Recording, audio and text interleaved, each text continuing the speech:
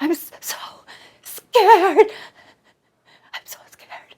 I think I made a mistake by coming here. I don't know where I am. And I've lost all my pants and underwear. I'm naked from the waist down.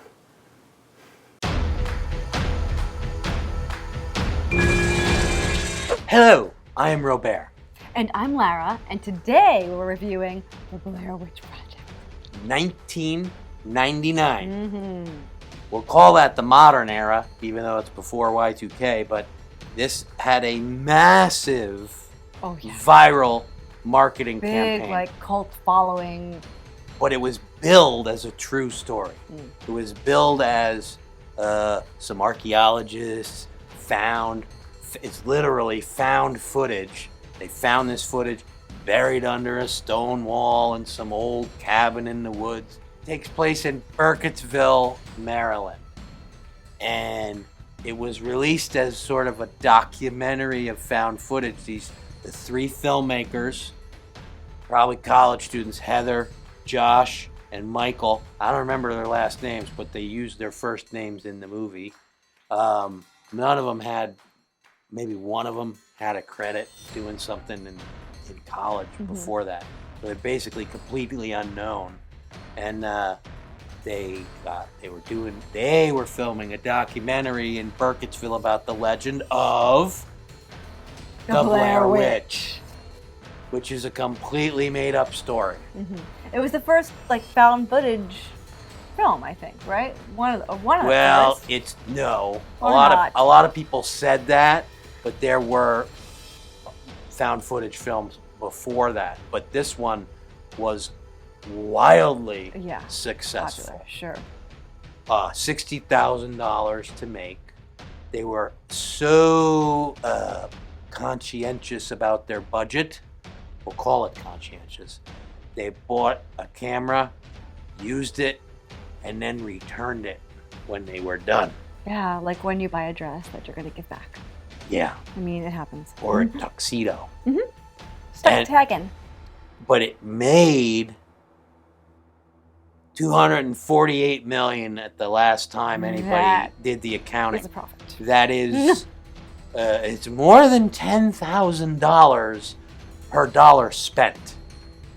I don't know if it has the record anymore, but for a really long time, it had the record for the most net income based on the original cost and how much it grossed.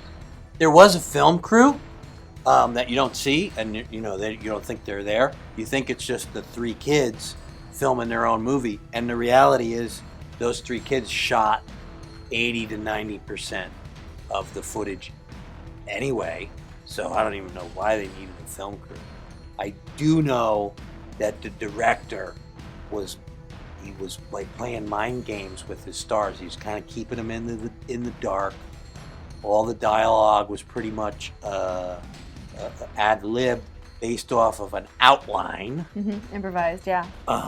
And they knew where they had to go. They had to change campsites because it's all basically a big camping trip from hell. And the producers did move their stuff.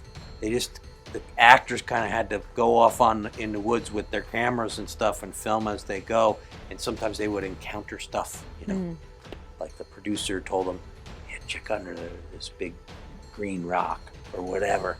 And then they'd find it and they'd have to react because they didn't always know what it was. Yeah. But they did carry the tents for them.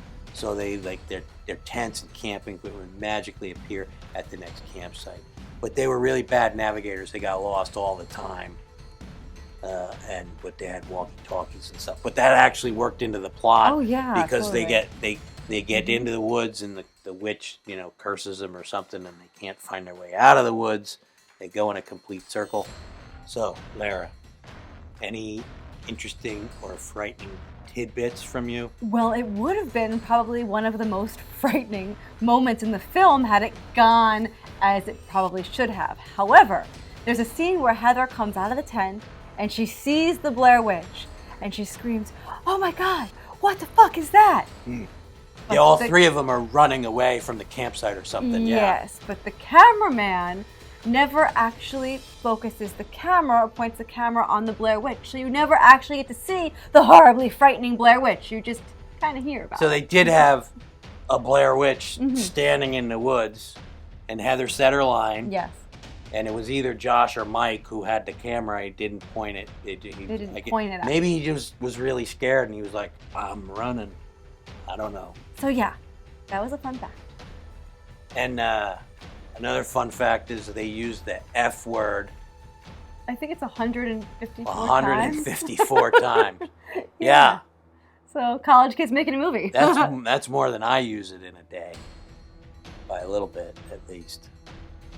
So some cool standout lines from the movie. One of my favorites is, "No redneck is this creative." Robert. My favorite. Witches, back in the day, were roasted like my Vienna sausage. That's a good one. Another one, how about this? You should see my ass. I say that every day. I know. It can be used in so many situations.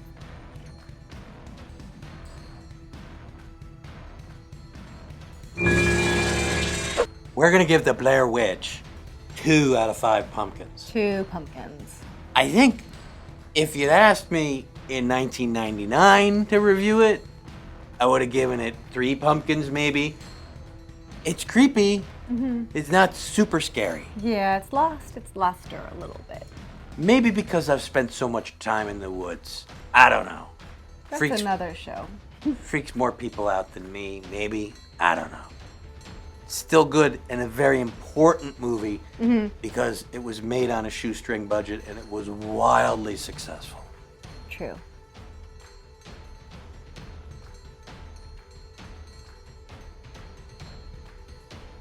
Thanks for watching October Moviefest Countdown. And if you like our reviews, you should go to Amazon and check out Robert's Horror Matinee because it's a feature-length movie and it's great fun.